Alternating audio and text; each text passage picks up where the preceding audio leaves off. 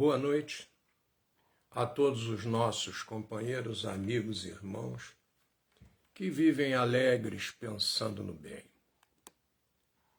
Aqui estamos mais uma vez para conversarmos aqui no nosso Reflexões, lembrando este verso da poesia de Leopoldo Machado, que é a Canção da Alegria Cristã. O poema é de Leopoldo e a música é de Olíde Castro. O poema Leopoldo faz muito feliz e é uma música que vocês podem acessar na internet, Canção da Alegria Cristã, e verão vários intérpretes cantando essa melodia gostosa que eu me acostumei a cantar desde a minha infância. Sempre nos cultos, nas comemorações, etc., nós cantávamos a Canção da Alegria Cristã. Muito bem. Hoje estou falando com o som do próprio microfone, do telefone. Não estou usando o microfone externo. Talvez fique um pouco mais baixo, mas acredito que dê para entender bem.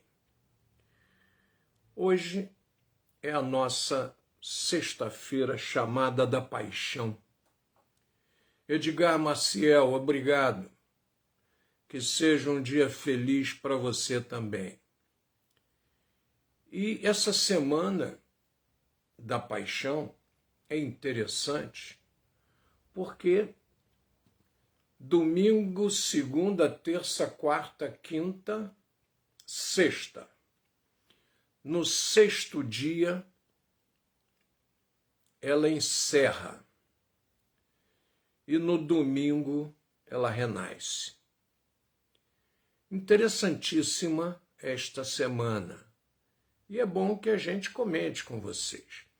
José Augusto Lucas, grande abraço, meu irmão. Obrigado por estar sempre com a gente. Niva Marina Nunes Gifone, sempre firme, sempre ombro a ombro com a gente. Obrigado, Nina. Jesus abençoe, ilumine e guarde. Muito bem. Vejam só, estou com um texto aqui da internet que me diz o seguinte: a última semana de estiloadoração.com é a página que eu estou lendo para vocês. Então aqui, desta página, quer dizer, é importante que todo historiador, quando cite alguma coisa, dê a fonte. É bom que não nos esqueçamos disso. Dar a fonte é uma situação obrigatória do historiador. Ele não pode sair simplesmente contando o que ele acha sem que ele cite a fonte. Estou corrigindo aqui a iluminação para ver se fica um pouco melhor. Ela está só do lado esquerdo, mas hoje foi uma improvisação que nós fizemos aqui. Grande Marcelo Barbosa dos Santos, estou aguardando você amanhã, Excelência. Grande abraço. E obrigado pelos vídeos do meu querido irmão, Newton Leopoldo, ficaram ótimos. Jesus abençoe sempre. Então aqui, domingo da semana da Paixão. Entrada triunfal em Jerusalém. Narrativa de Mateus, no capítulo 21, Marcos no capítulo 11, Lucas no capítulo 19 e João no capítulo 12. Tá? Então, estão aí as fontes, as citações, e mostrando que Jesus manda buscar um burrico para entrar em Jerusalém, porque o profeta Zacarias avisou que entraria um rei justo e humilde montado em um jumento. Isso está em Zacarias capítulo 9, versículo 9. Então Jesus, dando cumprimento às profecias, entra em Jerusalém montado num jumento. E tem um salmo messiânico que celebra diretamente a procissão do Messias. Então, naquele momento, a multidão clamava exatamente as frases do verso 26 deste salmo. Então é interessante porque todos os eventos foram cumpridos. E na segunda-feira da semana da Paixão, Jesus amaldiçoa uma figueira. Olhem que loucura essa narrativa. A gente pede sempre a vocês que usem a narrativa interpretando-a. Não peguem a narrativa ao pé da letra, porque esse texto passou por várias traduções. São várias: aramaico, hebraico, Vulgata Latina, francês, olhem quanta coisa até chegar no português.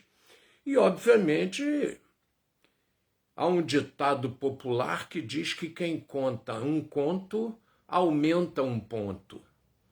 Então, não há dúvida que os textos foram mexidos e como Jesus nada escreveu, ele não tem nenhum texto escrito, cada um contou aquilo que achou, que viu e que entendeu. E nós temos que ter a bondade de entender essas narrativas. Muito bem. E Jesus amaldiçoou uma figueira. E Marcos e Mateus são os únicos que relatam esse acontecimento. No dia seguinte, quando saíram de Betânia, Jesus teve fome. E foi procurar nela algum fruto e não encontrou. Mateus afirma que Jesus diz que toda árvore que não der bons frutos deve ser, pois, cortada e lançada ao fogo. E aí algumas pessoas entendem que a figueira ali representa o ser humano. E a interpretação é de cada um, tá? Eu não tenho nenhuma interpretação que eu vá dizer para vocês. A minha função e do Ronaldo aqui é exclusivamente de comentar. A nossa opinião nós costumamos guardar para nós. A nossa finalidade é fazer com que vocês conheçam e interpretem. Isto sim cabe a vocês. Depois vem a purificação do templo, também na segunda. E o que é a purificação do templo? Jesus teria entrado no templo e só encontrado pessoas vendendo. São os chamados vendilhões do templo. Será que nós temos que fazer alguma adaptação também com os dias de hoje? Quais seriam os vendilhões do templo nos dias de hoje? E Jesus teria expulsado esses mercadores porque o templo não era local de transação econômica. E aí vocês interpretem como desejarem. E na segunda-feira tem também a saída da cidade, em que Marcos relata que, já sendo tarde, Jesus saiu da cidade de Jerusalém. Muito provavelmente ele voltou a Betânia. Observem, muito provavelmente, não existe nada matemático. É um relato de alguém que ouviu de alguém, né? É o pesquisador que vai relatando aquilo que ele pesquisou. Nosso querido Rubens da Silva Barreto, grande abraço, meu irmão. Jesus abençoe. Grato por estar aí com a gente.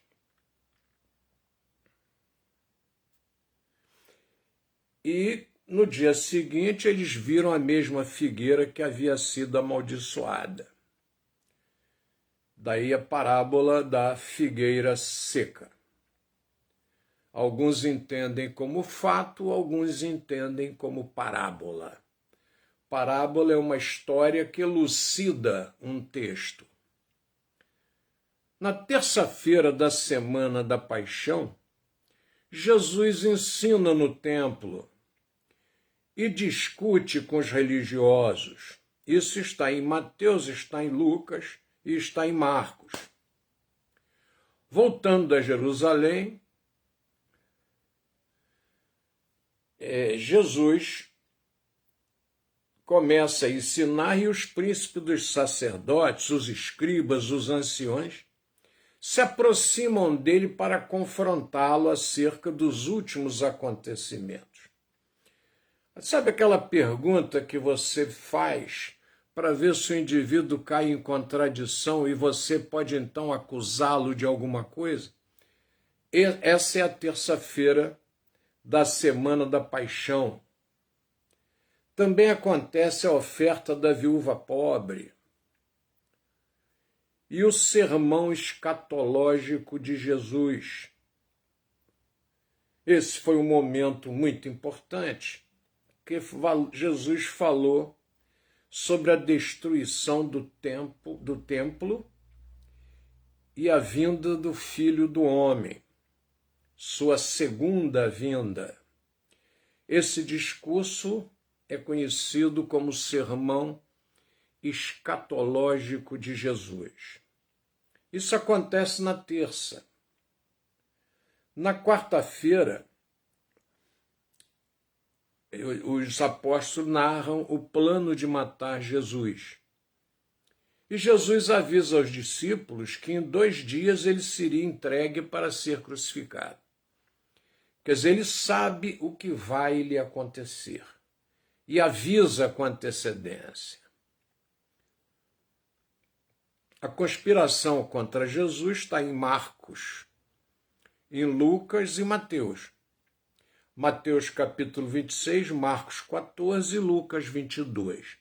Eu faço esse trabalho, gente, porque a fonte está aí, é só você escutar, ir lá e conferir a narrativa dos discípulos que narram de acordo com o que eles entendem. Hoje a gente discute muito que esses discípulos não estavam nem perto de Jesus, eles escrevem a posteriori, mas isso é uma outra discussão. Então tem a narrativa e Judas Iscariotes foi procurar o príncipe dos sacerdotes. Na quinta-feira da semana da Paixão, Jesus comemora a Páscoa. A Páscoa hebraica, a Páscoa mosaica, a libertação do povo hebreu do cativeiro egípcio, a passagem para uma nova vida do povo hebreu. A ceia do Senhor está narrada em Marcos, em Coríntios. Jesus teria dito que um de vós há de me trair. E manda que Judas vá e faça logo o que tem que fazer. Jesus ora a favor dos discípulos, vai ao jardim de Getsêmani. Esse jardim era no Monte das Oliveiras, que Jesus frequentava muito, e é exatamente na quinta-feira da semana da Paixão que Jesus é preso. Mateus 26 não é? Marcos 14 e Lucas 22. Todos eles narram que nesse dia Jesus é preso. E vai para a frente do Sinédrio, que é o conjunto dos sacerdotes que cuidam da doutrina judaica, da doutrina que vem dos hebreus, da doutrina hebraica, perdoem. E vendo que o Sinédrio busca uma acusação contra ele. Com Jesus preso, acontece a negativa, com Jesus preso, acontece a negativa de Pedro, já prevista pelo mestre também, que já advertira que antes do galo cantar, tu me negarás 3 vezes. Muito bem. Aí existe uma série de outros fatos que a gente não vai conversar, vamos usar uma outra oportunidade, em que eu vejo, só apresento para vocês as capelas lá de Bom Jesus de Matosinhos, e dentro da imagem eu vou analisando com vocês. Passeio que vocês não devem perder. Eu não sei quanto tempo aquele trabalho vai continuar existindo. Tem estado em muito mau estado de conservação. Então, na sexta-feira da Semana da Paixão, acontece o julgamento de Jesus. Está em Marcos, está em Mateus, está em João. Jesus é levado perante Pôncio Pilatos, que era, como eu já disse, muito embora alguns neguem, era, como eu já disse, o governador romano naquela região. Era o representante de Roma. Devia fazer julgamentos, devia evitar manifestações contra Roma, sufocar rebeliões. Essa era a função de Pôncio Pilatos. Muito bem. Pôncio vê que, se mantiver aquela postura, ele vai ter um princípio de rebelião. O que faz Pôncio Pilatos? Lava as suas mãos e deixa o julgamento de Jesus para o próprio povo dele. E o povo hebreu prefere soltar Barrabás, porque é um costume da Páscoa soltar-se um preso condenado naquela data. Como é a festa da passagem de uma nova vida, deixava-se que alguém iniciasse uma nova vida. E Jesus é preterido e Barrabás é preferido. Muito bem. Às 9h da manhã, Jesus é crucificado no monte chamado Calvário. Morre, a narrativa de Marcos, de Lucas e de João. Às 3h da tarde, Jesus entregou ao Pai o seu Espírito. Pai, em tua mão entrego o meu Espírito. Perdoai-os, Pai. Eles não sabem o que fazem. Essas seriam as frases atribuídas a Jesus quando ele deixa o corpo físico, quando o corpo físico para de respirar. Cumprindo, então, as Escrituras. Isso está em Zacarias 12:10 e está também no livro de Apocalipse. Jesus é sepultado. Muito bem. Esse túmulo é cedido por quem? Por um sacerdote, José de Arimateia, que é muito simpático ao que Jesus prega. Aprende muito com as pregações de Jesus, o nosso José de Arimateia. Seu Fidélis, um batalhador do lar de Jesus, colocou inclusive o nome de um filho dele de José de Arimateia, relembrando o sacerdote. Seu sepultamento também conta com outro sacerdote, Nicodemos, que estava sempre querendo entender o que Jesus dizia, se interessava pelas pregações do Mestre. E havia necessidade naquele ritual hebraico de se ungir o corpo com algumas especiarias, e quem as providencia é exatamente Nicodemos. Muito bem, durante todo o sábado Jesus permanece, acredita-se, no túmulo. Seu túmulo fica guardado, porque havia um medo de Pôncio Pilatos de que o túmulo fosse violado e sumissem com o corpo e ele se transformaria numa lenda.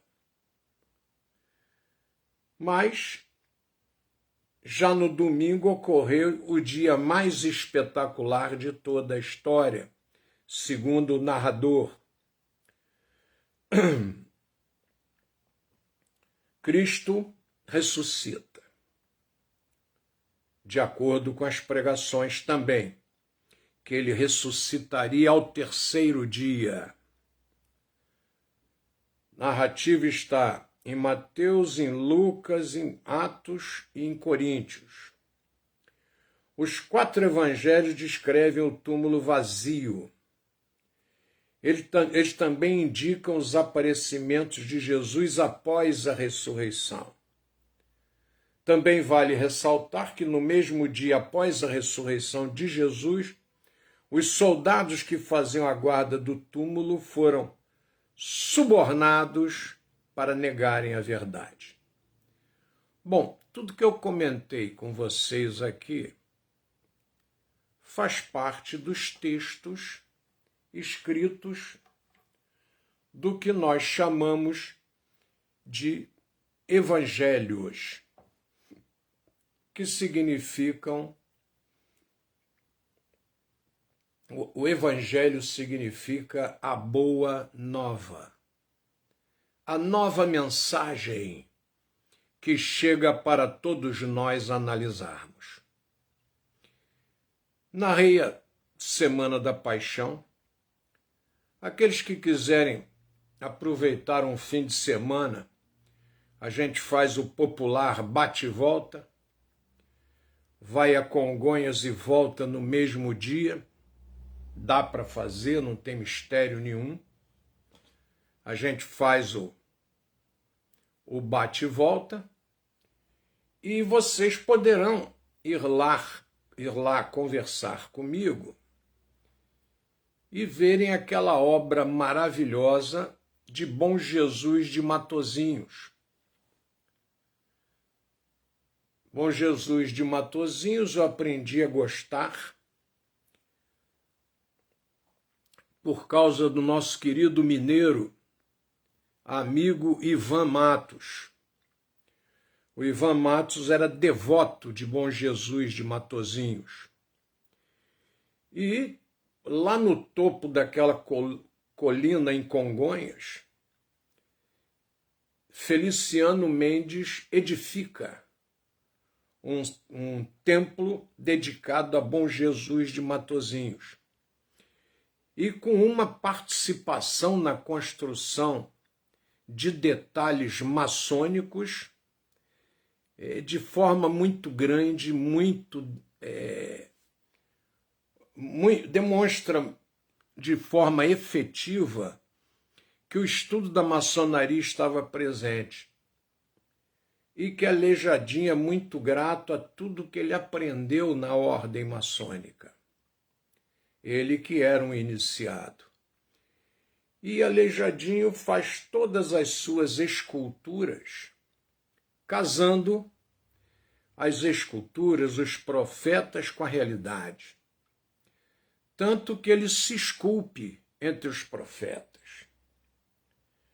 Ele tem uma marca efetiva da doença que toma conta do corpo dele. As mãos deformadas, os pés deformados. Ele já trabalha como escultor no final da vida pendurado. Então, muitas imagens, quando ele se retrata, as imagens estão como que tombadas. Os pés das imagens são passos maçônicos. É um passeio muito bom de nós fazermos, aprendendo história do nosso querido Brasil. O amor que ele tem, a vontade que ele tem que o movimento de separação de Minas seja vitorioso, a tristeza na escultura da imagem de Jesus, porque Jesus ali esculpido, na realidade, é uma imagem dedicada a Tiradentes, quando ele sabe que Tiradentes foi enforcado no Rio de Janeiro, ele passa a não dar mais polimento nos olhos de Jesus. Os olhos de Jesus nas imagens do Aleijadinho têm um brilho todo especial. E naquele momento que ele tem aquela desilusão, ele não dá mais polimento. Deixa o olhar de Jesus opaco. Importantíssimo como Aleijadinho vê os passos da Via Crucis e como ele os analisa e como ele os interpreta na sua escultura. É claro que não é ele sozinho, é claro que é um ateliê, são vários escultores, mas a cabeça é dele. As pinturas do templo são de mestre Ataíde. Então é importantíssimo que a gente faça essa visita e conheça esse lado maravilhoso brasileiro, porque com o Museu Nacional pegando fogo, com capelas pegando fogo, a gente não sabe se a gente perde esse patrimônio. Eu tenho ele todo filmado e narrado por guia turístico local. As pedras que a gente subia já não existem mais. Para acessar e facilitar, asfaltaram aquele trecho. Só está em pedras o pedaço em frente à igreja de Bom Jesus de Matosinhos e aquela rampa das capelas, fora isso, tudo asfaltado. Então, importantíssimo, meus companheiros, amigos e irmãos, que a gente visite essa história e que veja as interpretações, inclusive do povo do Ocidente, sobre estas histórias. E sobre hoje, que eu fiz questão de fazer essa nossa transmissão, eu queria agradecer muito a vocês por estarem com a gente nesta sexta-feira. Muito obrigado, Jesus os abençoe, ilumine e guarde. Não percamos a nossa fé nos nossos propósitos, mas tenhamos o bom senso de saber quando é a hora de passarmos o bastão e de continuarmos a nossa jornada tocando-a, mas com outras pessoas assumindo a jornada. Eu já estou aqui à frente do trabalho do Leopoldo desde 1972, novembro de 72. Depois reassumi totalmente em março de 82, 10 anos depois. Fiz o aniversário da escola em 80, etc. E aí compôs-se uma diretoria que não deu certo e nos anos 80, 81, a escola sofreu muito e eu tive que reassumir em 82. Então estão fazendo exatos, né? Mais 40 anos que a gente está à frente, mais os lá de trás, mais de meio século à frente desse trabalho, e um trabalho que tem 92 anos de existência. Então é necessário que alguém com sangue mais novo, mais disposto, possa assumir essa carga. E é necessário que a gente continue no trabalho.